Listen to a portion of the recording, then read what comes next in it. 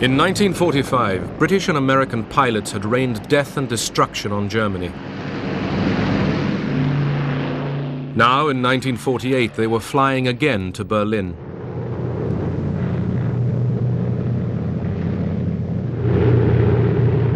This time, they were keeping the city alive.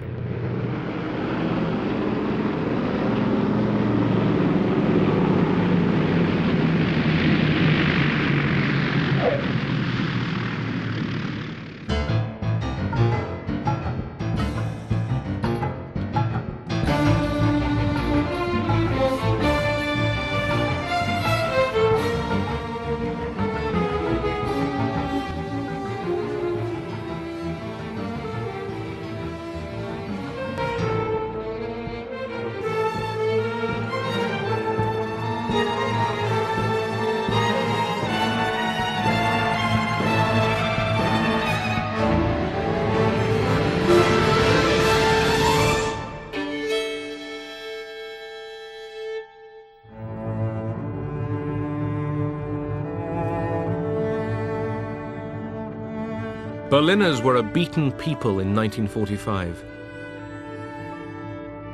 Their fate was in the hands of the Russians, Americans, British and French, their conquerors. Germany was divided into 4 occupation zones: Soviet, American, British and French. 3.5 million Berliners lived in a city 110 miles behind the Russian lines. Berlin was linked to the west by a highway and a railway which ran through the Soviet zone. The city itself was divided into 4 sectors: Soviet, American, British and French. Я вам рассказывал. Потому что именно в Берлине и в самой Германии Berlin and Germany were the only places where the two sides came into contact. That is, Soviet troops and troops from the Allied countries. И в Берлине тоже.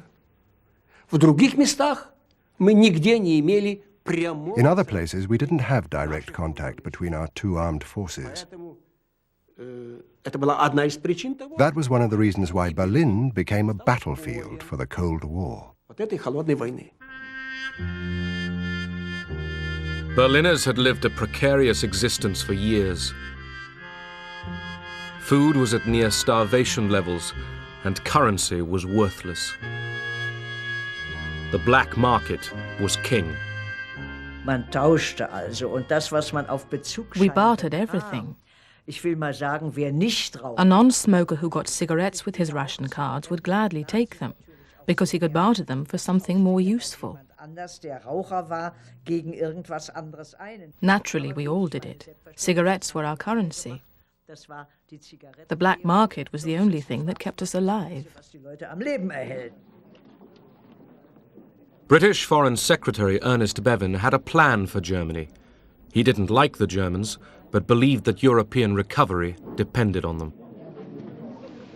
We have to try and recreate Germany on a democratic basis, give her a chance to live, at the same time make sure that the security of the rest of Europe is preserved and that aggression cannot take place again. Soviet military maneuvers near Berlin. By 1948, the honeymoon among the Allies was long over. The Soviets wanted a weak Germany under 4-power control. America, Britain and France were secretly planning a new German state in their occupation zones. Spies told the Soviet military governor, Marshal Vasily Sokolovsky, about the plan. Он нас собрал всех и сказал, что прочел нам данные. He gathered all of us together and read out an intelligence report. Данные разведки показали, что в Лондоне совершился. The report stated that a secret conference about Germany was held in London. He read out everything that was discussed in London. Sir Brian Robertson, the British military governor, and his American counterpart, General Lucius D. Clay, had to implement the Western plans. General Clay was the hardest working man I've ever encountered, no vacation. He skipped lunch because he considered that a waste of time. Instead, he had 20 cups of coffee and 2 packs of cigarettes a day.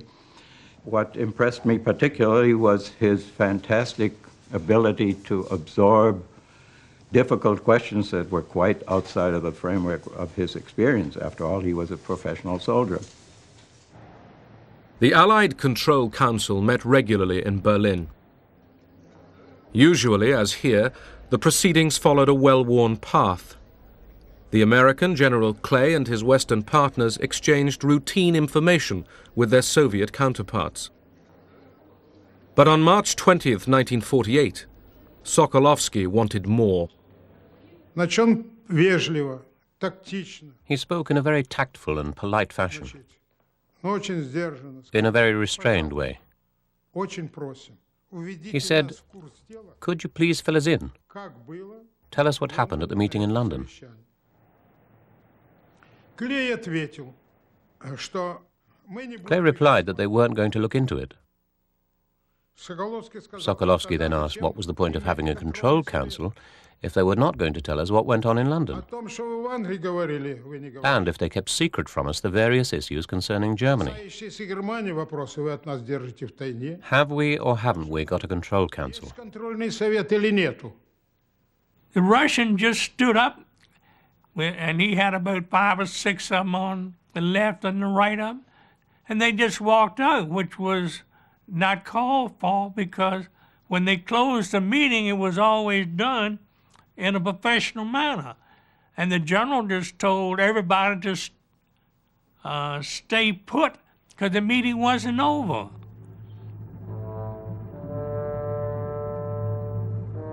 The former Allies provoked each other.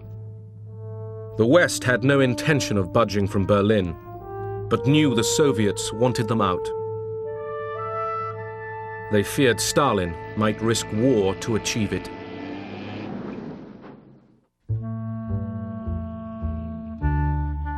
The Western Allies planned a currency reform in their zones. It would wipe out black market profiteers by making old currency valueless, and it would tie Germans to the West. The Russians weren't told.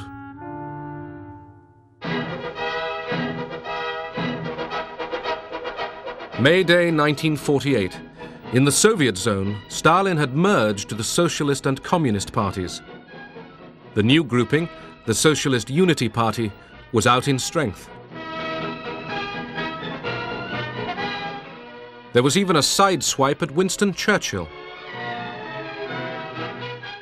For the demonstrators, the real target was the city council, the Magistrat, which wanted to run all Berlin on Western lines. The majority of the Berlin City Council, supported by the Social Democrats and the Christian Democrats, believed that with currency reform there would be an immediate upturn in the economy. In particular, there would be increased investment by entrepreneurs.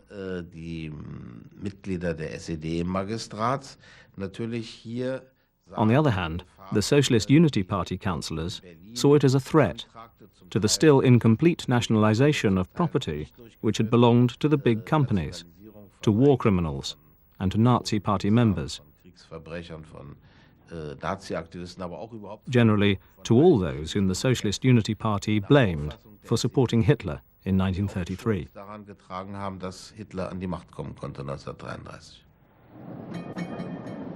The stage was set for confrontation between the Socialist Unity Party and their pro-Western opponents. These were led by Ernst Reuter, whose family had once been forced to flee from Hitler. His election as mayor of all Berlin had been vetoed by the Russians.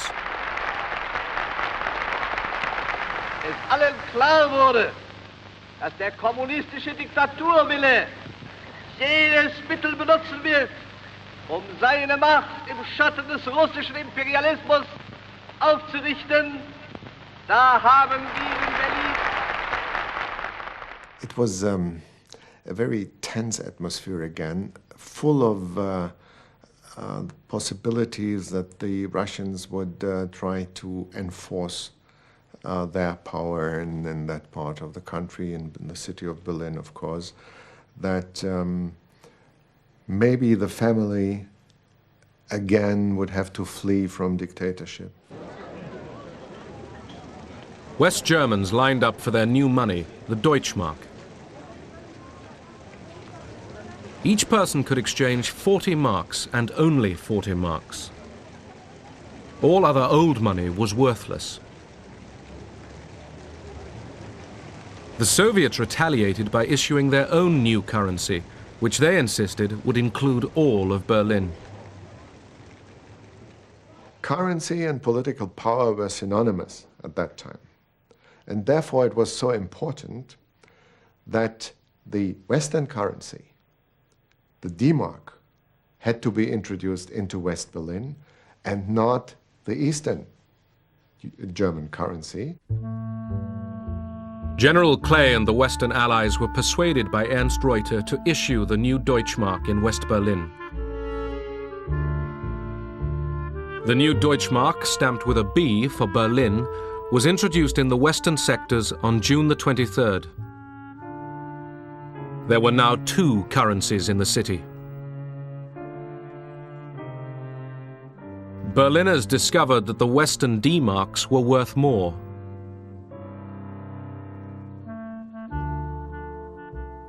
Many people from the West frequently traveled to the East and of course bought up what they could. East marks and West marks, if you can call them that, were usually 1 to 7 or 1 to 5. That is, we got 7 or 5 East German marks for 1 West mark. And as we found out later, it was a sellout, at least around Berlin. The introduction of the new Western currency in Berlin infuriated the Soviets, who debated what to do next. Sokolovsky picked up the special phone and rang Molotov. He said, "We're discussing these matters. What shall we do?" We all understood the seriousness of the situation. Molotov replied, "You're not planning to bring tanks out into the streets, are you?"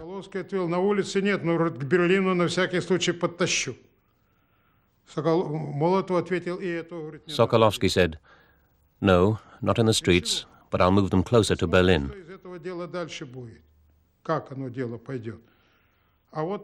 "No, don't do that," Molotov said. "Let's wait a bit. If you bring in the tanks, you'll be accused of planning to seize the whole of Berlin, and they will bring out their tanks. It's better to resolve this issue by using diplomatic language."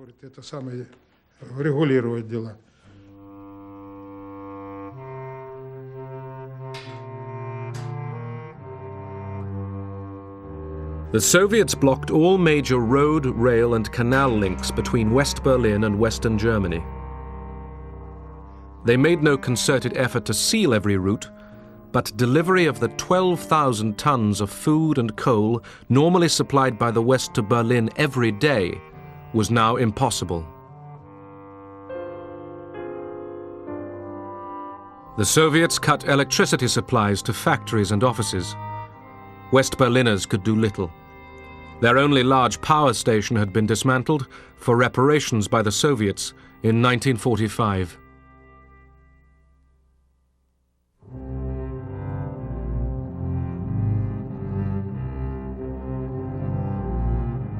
The Western Allies imposed a counter-blockade on the Soviet zone.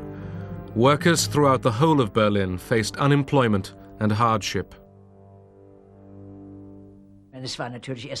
First of all, it was a terrible shock.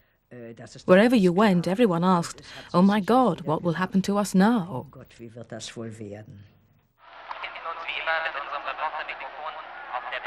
Stalin's purpose was clear: to force the Western Allies to change their policies or quit Berlin.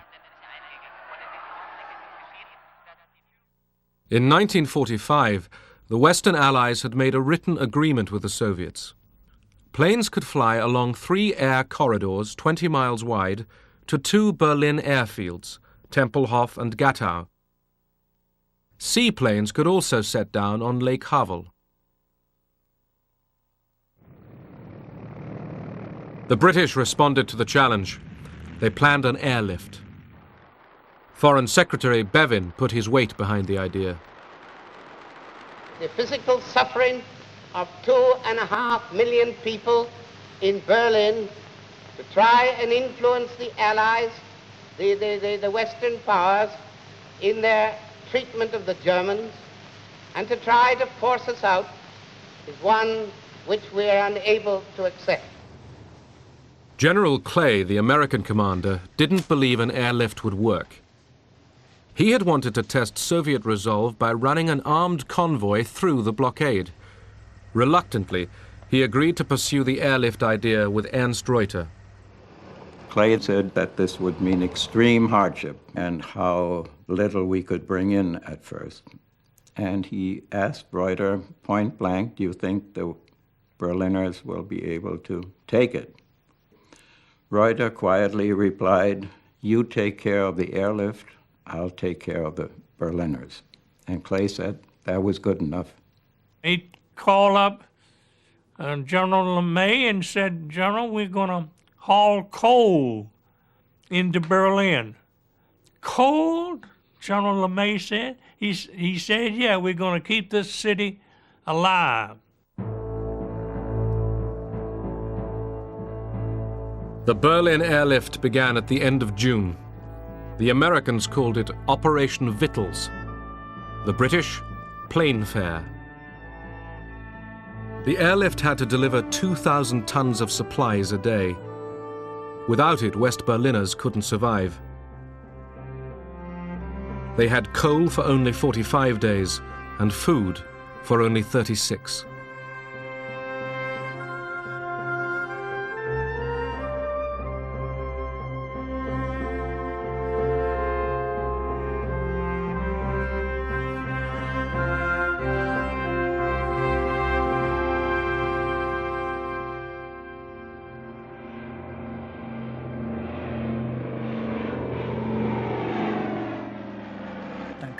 The airlift began, which was welcomed with incredible enthusiasm.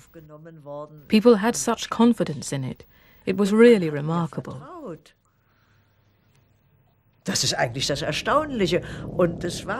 People thought, why shouldn't it work? They dropped so many bombs on Berlin. They should be able to drop potatoes. Bomben mir abgeworfen, da werden sie doch auch Kartoffeln abwerfen können.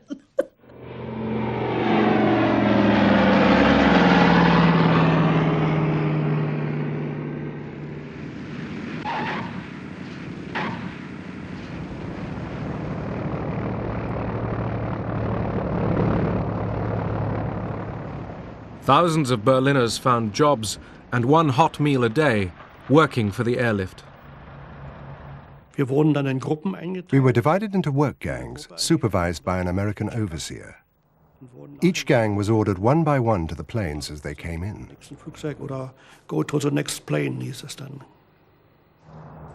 Each of the larger planes carried 9 tons. We could unload each plane in roughly 7 minutes. That was 9 short tons of coal.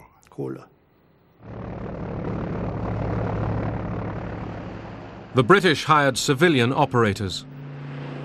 There weren't many people in England that had any aeroplanes, but I was very lucky at the time, in as much that I actually owned 12 converted Halifax bombers. The government came along and said, look, can we do something with these aeroplanes? I said, of course. But remember, we all thought that the Berlin airlift was only going to last 2 or 3 weeks, or there would have been a war. America now raised the stakes by sending B-29 bombers, capable of carrying atom bombs, to Britain. The move was highly publicized.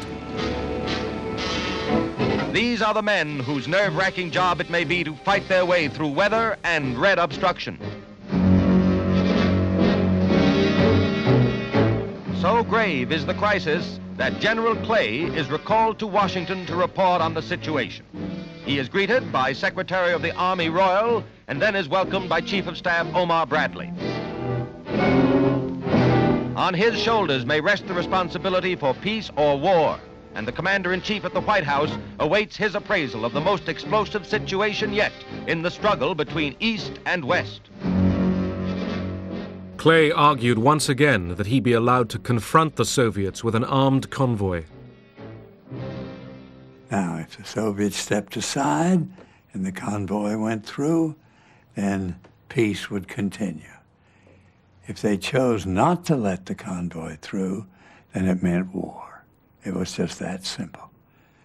And last thing in the world President Truman wanted to do was see our country get into another great war. We just come out of one. So, no armed convoy, but more planes for the airlift.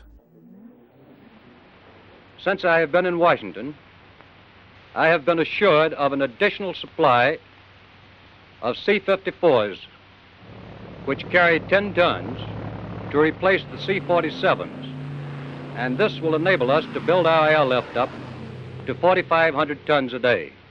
This tonnage will enable us to maintain Berlin indefinitely while we try to find a peaceful solution to the Berlin problem. In August, Stalin visited an air show near Moscow. He was confident that the Soviet blockade of Berlin's western sectors would be enough to force the Allies back to the negotiation table. But time wasn't necessarily on his side. The West's counter-blockade of coal, steel, and machine tools was beginning to bite.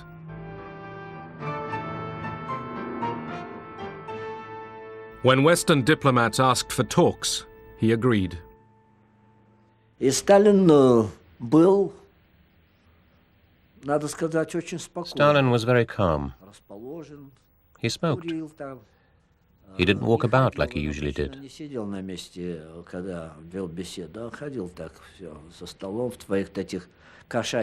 Normally, he would pace around like a cat in his soft boots. But this time, he stayed seated. He had no notes next to him.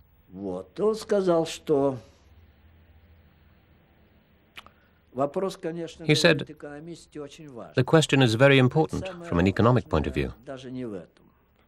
But this is not the most important issue. What is more important are the decisions you have taken in London. We insist that you should revoke these decisions, or at least postpone their implementation until we get together again to discuss the question of Germany. He saw that Germany was going to be divided, with a strong Western Germany, supported by America in the West, and anyway being 3/4 of the total part of Germany, which would become an independent country, and he wanted to stop that. In Berlin, the Western Allies and the Soviets returned to the negotiating table. The Russians demanded the withdrawal of the Western Deutschmark from the city. They also applied pressure in the air corridors. There's plenty of provocation. They used to carry out aerial maneuvers in the corridor or right alongside it. They'd be above you because we had a maximum altitude. And they'd go off firing military equipment, being buzzed and all that sort of thing. We come up and if a yak would come head on with you, right nose to nose, and the last minute would peel off, or come up behind you so you couldn't see him and then come up over the wing. But they didn't shoot.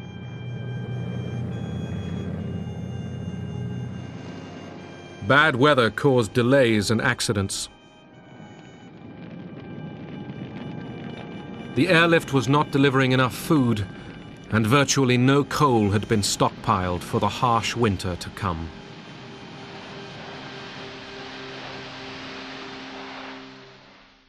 Mein Berlin, du kannst nicht untergehen.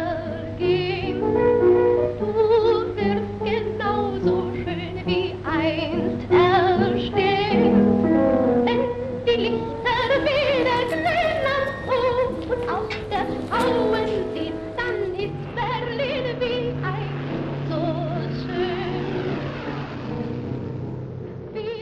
Berliners knew they were living on the edge. Electricity came on for only 4 hours a day.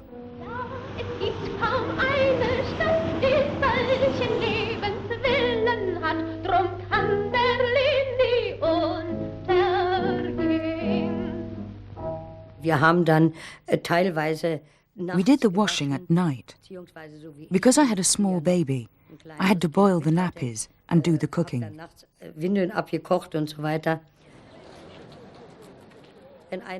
If we didn't have an electric iron, then we'd go to a neighbor and do the ironing together.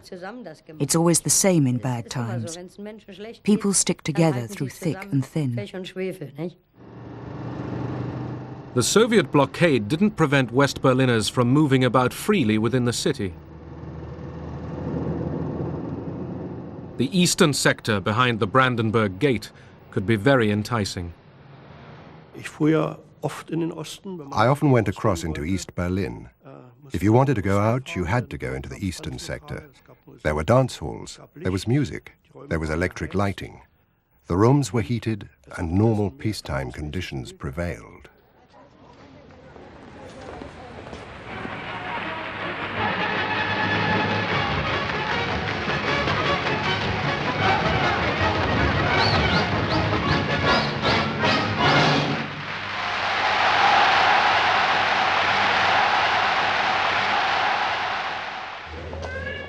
The Russians offered West Berliners the chance to buy food in the Soviet sector. Nearly 1 in 10 accepted. The Soviets didn't impose a complete blockade, but West Berliners who went to East Berlin were harassed. We could get out by train, but we were constantly checked here, there and everywhere by the Russians. They came into the station and either demanded our identity papers or searched our bags and rucksacks. You had the feeling that if a Russian didn't like the look of a German, he would take him away. Tension among the former wartime allies was increasing. The city was splitting apart.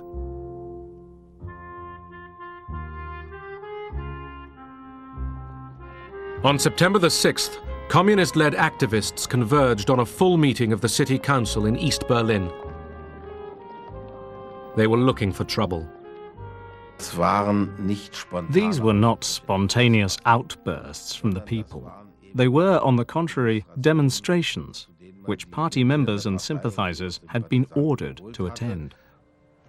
Their aim was to break up the old city council.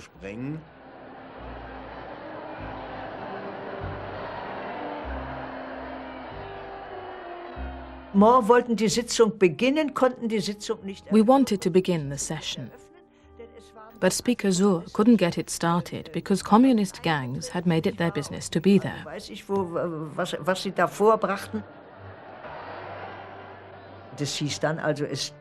Word got around. We couldn't work there. Some people had already been beaten up, so we had to leave. Councillors driven out of the city hall met in the safety of West Berlin. With them was Ernst Reuter, who now appealed to all Berliners to gather at the Reichstag to protest. RIAS, radio in the American sector, spread the news. Because of the lack of electrical power, we had loudspeaker wagons going through the streets giving the news several times a day. They had a fine actor make a tape. Berliner und Berliner, Ihre Stadt ist in Gefahr, your city is in danger. The people came. Hundreds of thousands of them came.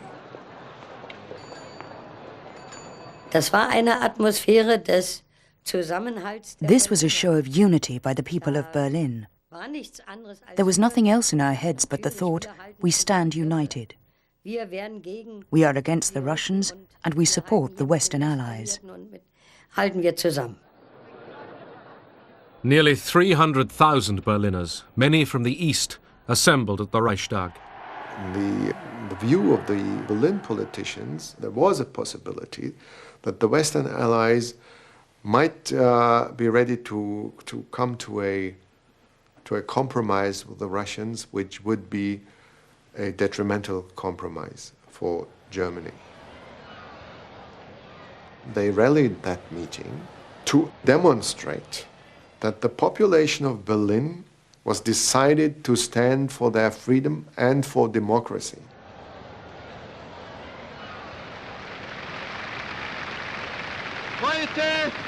Heute ist der Tag, an dem nicht Diplomaten und Generäle reden und verhandeln. Heute ist der Tag, wo das Volk von Berlin seine Stimme erhebt.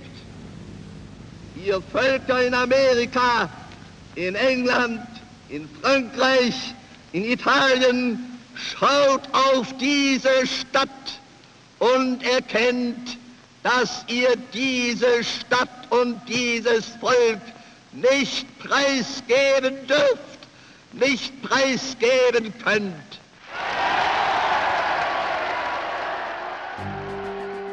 When the rally was over, the Soviet flag on the Brandenburg Gate was torn down.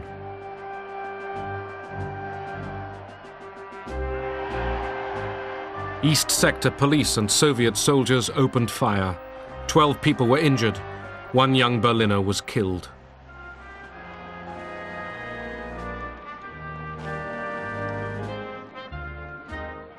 And the day was not yet over.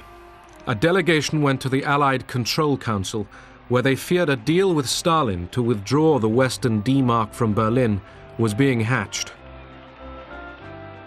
The Allies got the message. The D-Mark stayed. Rhine-Main field was busier than ever this week as airlift traffic was suddenly bolstered by fresh squadrons. Here a group of valiant young pilots talk over the day's operations. Mensch, bei dem Wetter willst du starten? Na klar, Mensch, die Berliner warten auf mir. The blockade and the airlift went on. We flew everything. I mean, medical supplies, newsprint, but the coal was the biggest thing, and it was the biggest problem, too. The coal dust would seep in on the floors and the control cables, make it difficult to control the airplane. So we flew with our escape hatches out in the back to suck out the dust. Big Easy 6-4, I have you in contact over the Tempelhof range. If you'll pick up a heading now to get you over the planter beacon, coming down very nicely. Now you're starting to go a little bit above your glide path. Every 45 seconds, airplanes from the west came over Kleinmachnow, over the High Party Academy, in order to land in Tempelhof. 268 degrees. You are now 1.5 miles from touchdown. You're approaching the trees and buildings. You're now on course, and you're now on your glide path. Very nice. We were sitting around, the teachers of the history department and of others. I said, the Americans understand historical materialism better than we. And so we're looking at historical materialism better than we. Yeah, they understand that you have to have a basis of food and help before you can begin party education. The Americans understand historical materialism.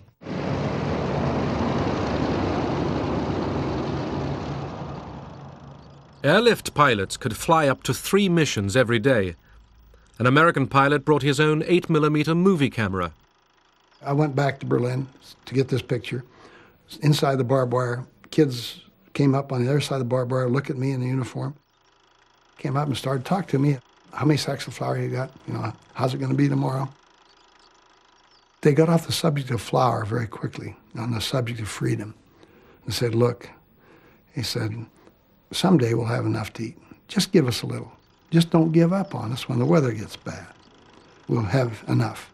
But if we lose our freedom, we may never get it back. And these kids were 8 to 14 years old. They blew my mind with their maturity and understanding of what was important.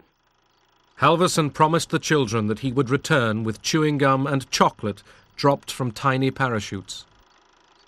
Es war erstaunlich, was die alles mit ihren Flugzeugen hergebracht haben. It was amazing all the things they brought over in their planes. Das heißt, der eine Junge, der war dann auch hier, die mit diesen... I still remember my youngest boy was there. Hatten dann kleine, When American soldiers dropped little parachutes, with sweets, chewing gum and chocolate. Bisschen Schokolade, sowas.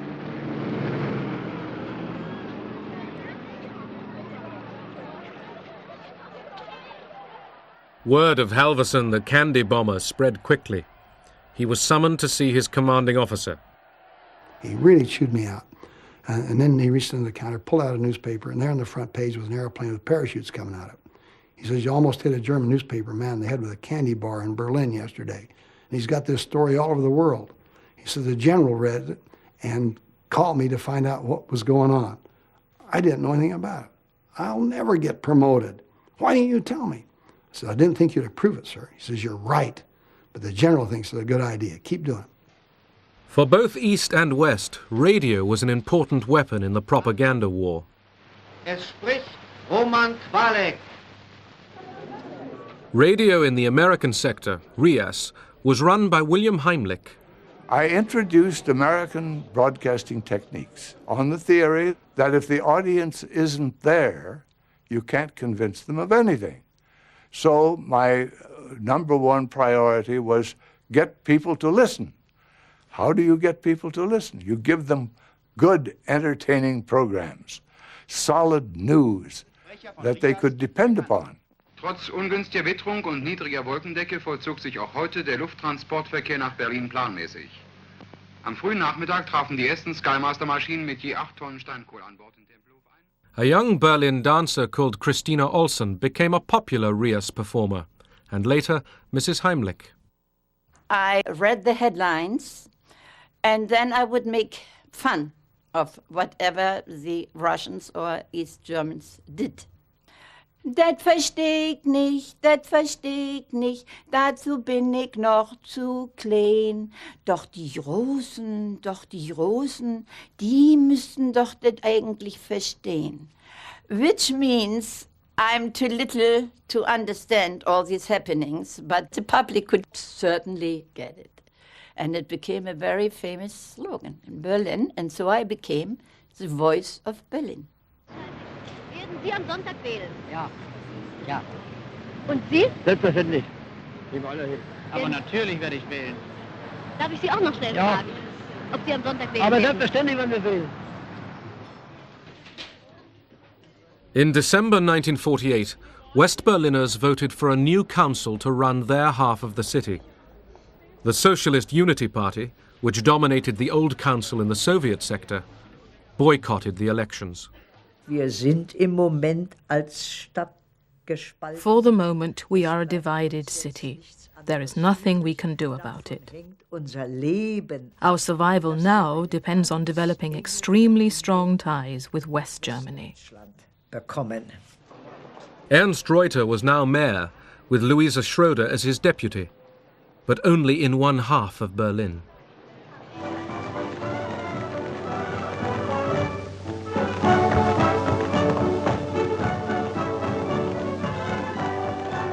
For the American garrison in Berlin and for General Clay, Christmas entertainment was provided by Bob Hope and by the great Tin Pan Alley composer Irving Berlin. You know, you've got the name wrong. It's Irving Jones. Irving Jones? Yes, I changed it. Anything over here named Berlin, they cut up into sectors.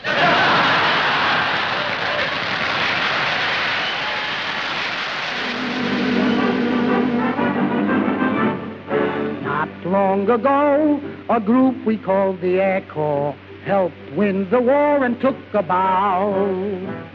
Not long ago, we cheered the fighting Air Corps. Let's see what's happened to them now.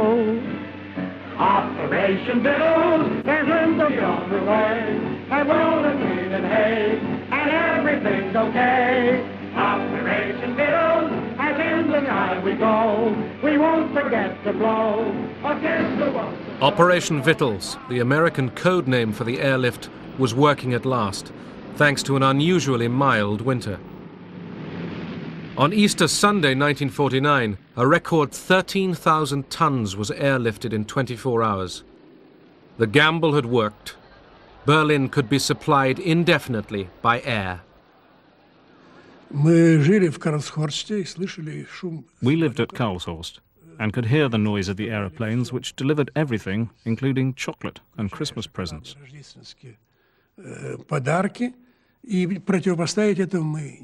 We couldn't match it. We were poor, and the West was rich. And of course, this crazy blockade was bound to fail.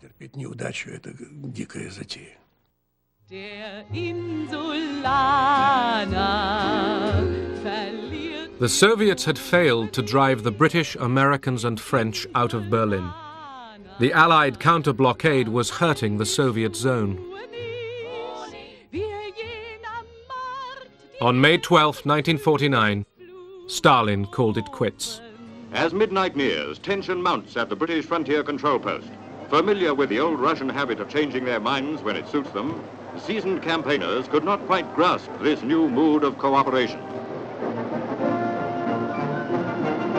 As on the stroke of 12, the barrier goes up and a British jeep leads the race into Berlin.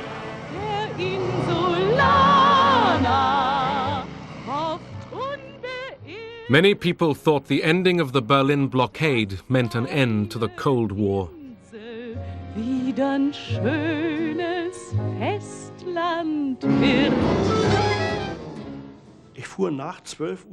I returned home after midnight, having taken the S-Bahn from Ostkreuz to Neukölln. When we crossed the boundary between the two sectors, everything was bathed in light. It was like a dream. Freude. Weiter nichts. Sheer joy. Nothing else. We had done it. It does work with the West. That was so very important. The West has won. Der Westen hat gesiegt. It was General Clay's time to go back home.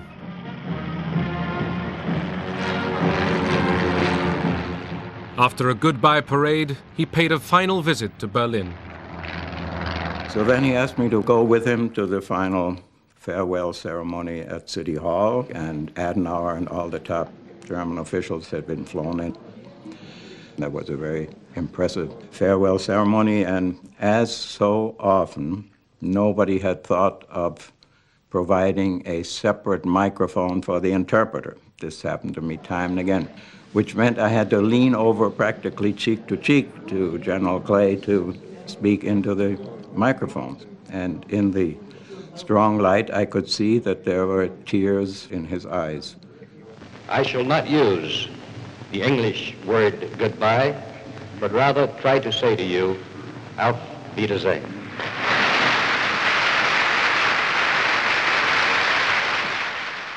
The day General Clay said Auf Wiedersehen, the head of the future West German Republic, Konrad Adenauer, addressed Berliners. Und erfüllt von tiefer Dankbarkeit für euren Kampf, für euer Leid, für eure Geduld, die jetzt zum Siege geführt hat. The Cold War period in Berlin was really the core, the root of post-war democracy in Germany. There was a growing feeling that the Germans, after all, can be satisfied to accept democracy as their own ways of living and to become part of the Western world. Сам этот берлинский кризис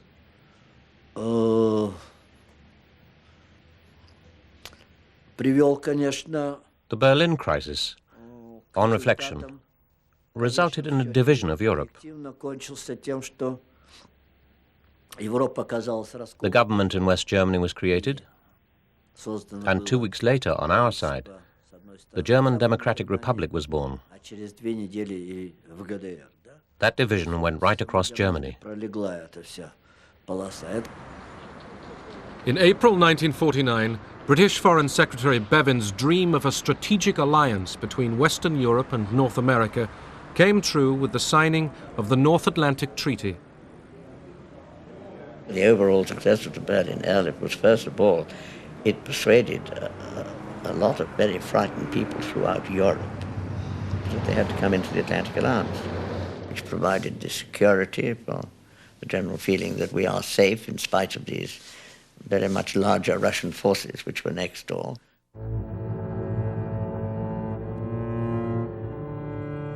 August 29th, 1949, the Soviets detonated their first atomic bomb. The American nuclear monopoly was over. The world was now split down the middle by two competing superpowers. At its heart lay a divided Germany and a divided Berlin.